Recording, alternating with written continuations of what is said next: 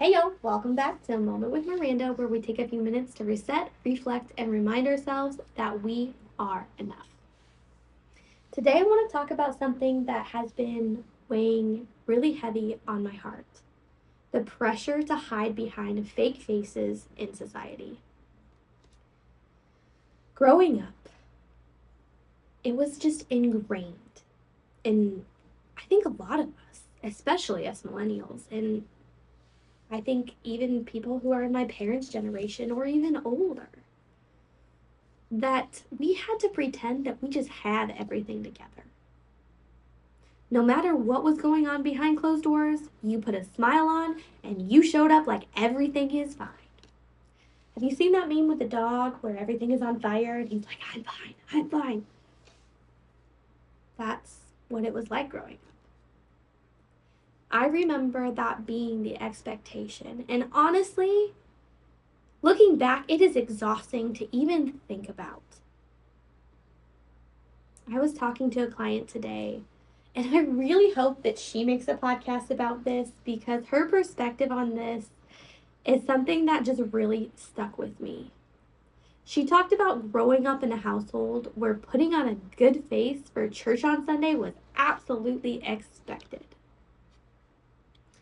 no matter what chaos was going on the rest of the week.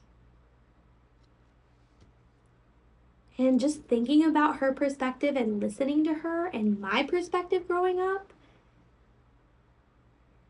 it was crazy to think that so many people have this perspective. And I will tell you, this week alone, I've had so many conversations with friends who shared that they feel like they just can't truly be themselves around other people. They have this fear of just showing who they are, of being judged for their authenticity. And this breaks my heart because I've been there. And I know how much damage that mindset can just completely bring. And I am the queen of authenticity. I struggle with trying to fake something. Like, my face says it all. If I don't like you, unfortunately, I can't hide that. I'm going to respect you. I'm going to let you be who you are. But I can't hide how I feel sometimes. And let me tell you, trying to fit in to somebody else's mold is just exhausting. Honestly. And it's detrimental. It leads to unhappiness, insecurity, and a pathway to manipulation by people who want to keep you small. I have lived that life. Growing up, I had to constantly change myself to fit in. And let me tell you, it was awful. I don't even know how I survived my childhood with the amount of bullying that I went through. Not only from people around me, but from myself. And I had to try to pretend that I wasn't hurting and everything was fine. That wasn't okay. And as an adult, I am respected for being authentic.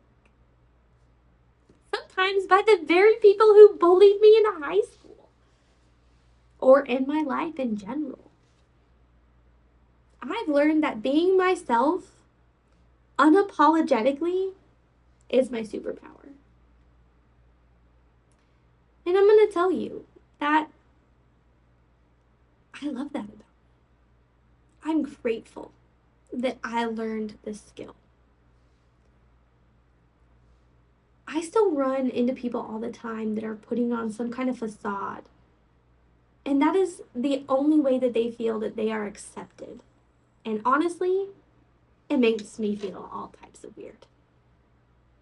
Pretending to be someone I'm not to please the people around me, no thank you. That's not me. I would like to live my life as true to who I am as humanly possible, because that was suppressed for a very long time. My words, my voice was suppressed for a very long time. And that just feels plain icky. I don't want that for myself, and I definitely don't want those kind of people in my kids' life. I want my kids to live in a world where they can be exactly who they are without fear and without judgment. Someone pointed out to me recently, because now here's the point where I'm like, maybe I'm a little bit of a hypocrite, that I do talk about my daughter a lot more than I talk about my son. And I want to address that. Because my son is absolutely freaking amazing. And if you ever get the honor of meeting him, you'll love him just as much as I do. I am so proud of him. But as his mom, I carry this extra weight because the world isn't always as kind to kids like him. My son has a learning disability. He is 3. You know, you can't really give an official diagnosis till they're a little bit older, and I'm a firm believer in that.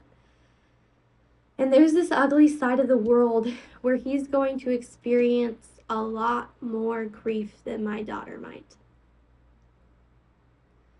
As his mom, I am fiercely protective of him. I see the judgmental looks when he has to count every single chair in the restaurant before we sit down.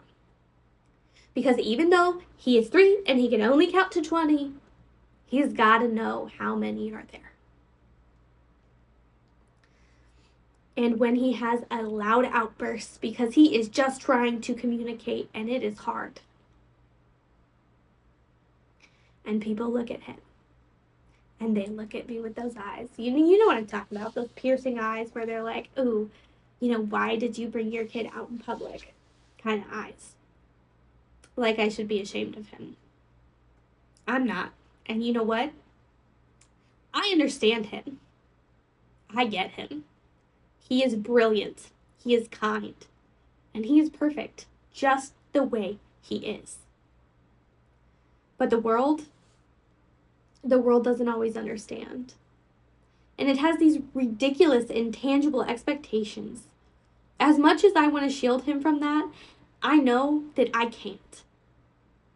What I can do, though, is make sure that he is surrounded by people who respect him for who he is. I'm not going to make him conform or meet these world's expectation because he's not the one that needs to change. The world does. He does have to understand where he is in the world, but it is my job as my kid's mother to be both my children's keepers. It's my responsibility to show them that they have every right to just be who they are, no matter what that looks like.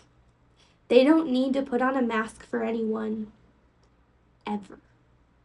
My son deserves better than judgmental stares, and my daughter deserves a world where authenticity is absolutely celebrated. And that's the kind of world I'm trying to create for them. One where they can shine as bright as they want, without fear or limits. I want to create a world like that for everyone.